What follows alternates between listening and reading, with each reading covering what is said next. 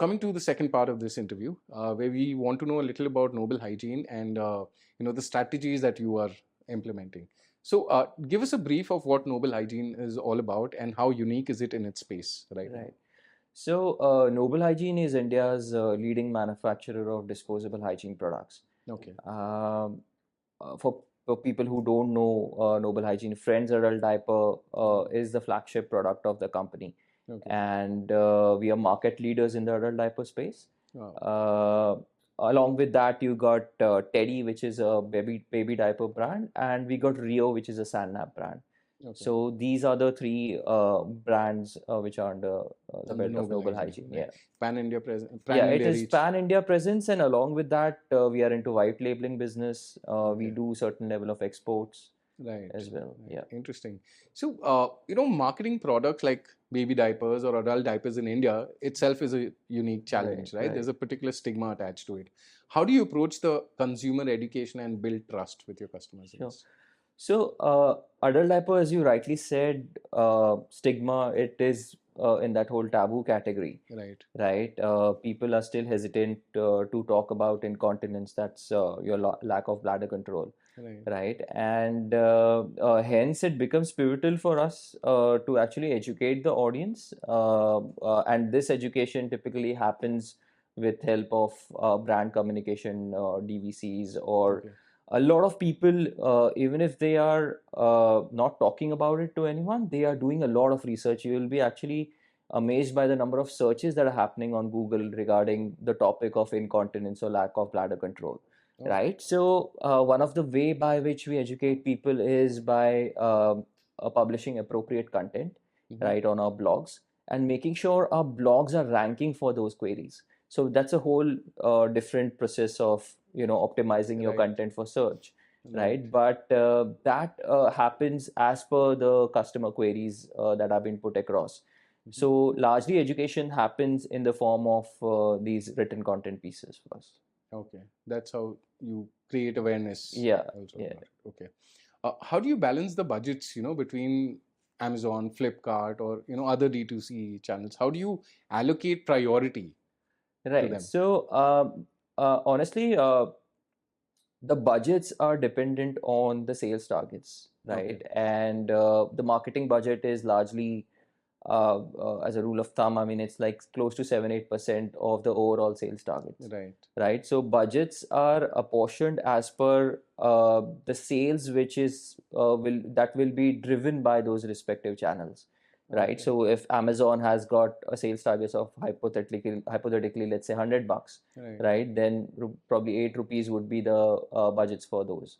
Right. And along with that, we also consider the kind of the PNL, the profit that those channels are driving.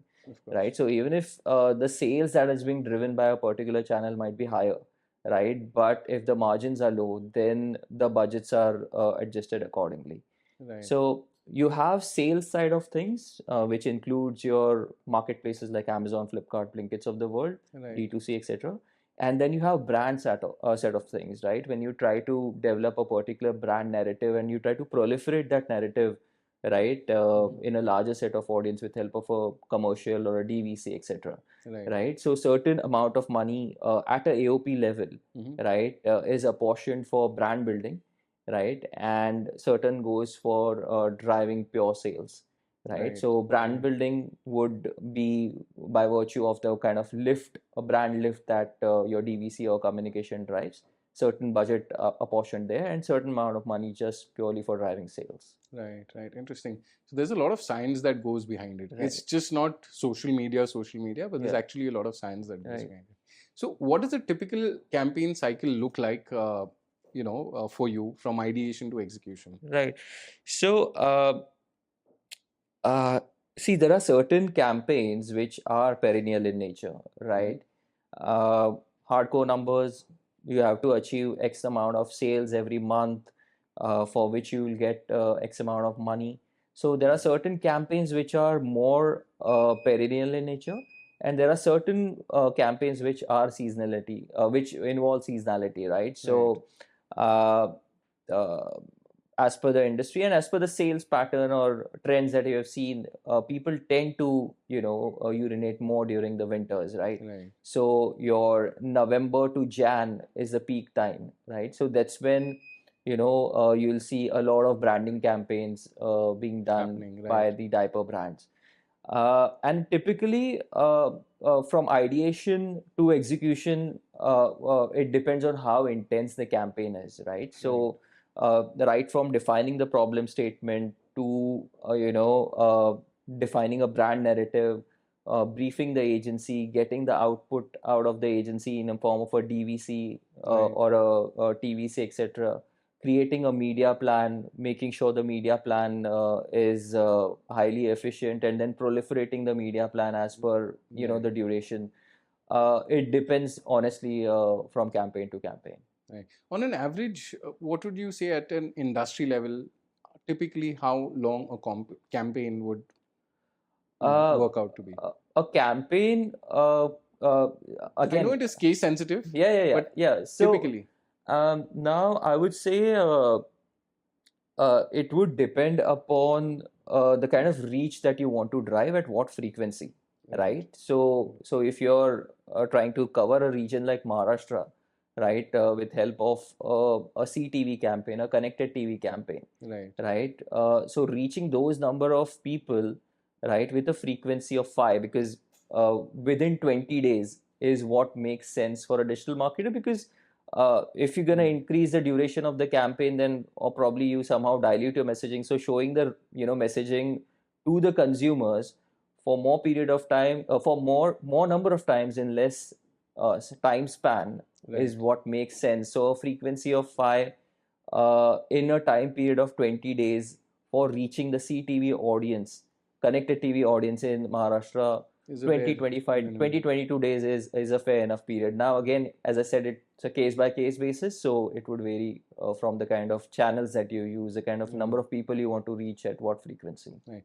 Interesting. So there are so many wheels working in parallel, right?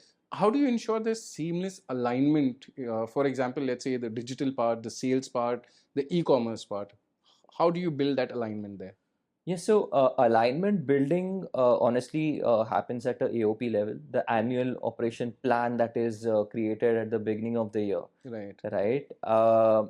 Almost all the vertical heads are part of that AOP. Everybody knows what needs to be done at what point of time. Right. And as you have a blueprint of it, you have a blueprint of it for the whole year, right? So that's when the alignment becomes easy and is just pure coordination with the team, efficient coordination with the team at a later point of time. Exactly. So then it just boils down to the execution aspect.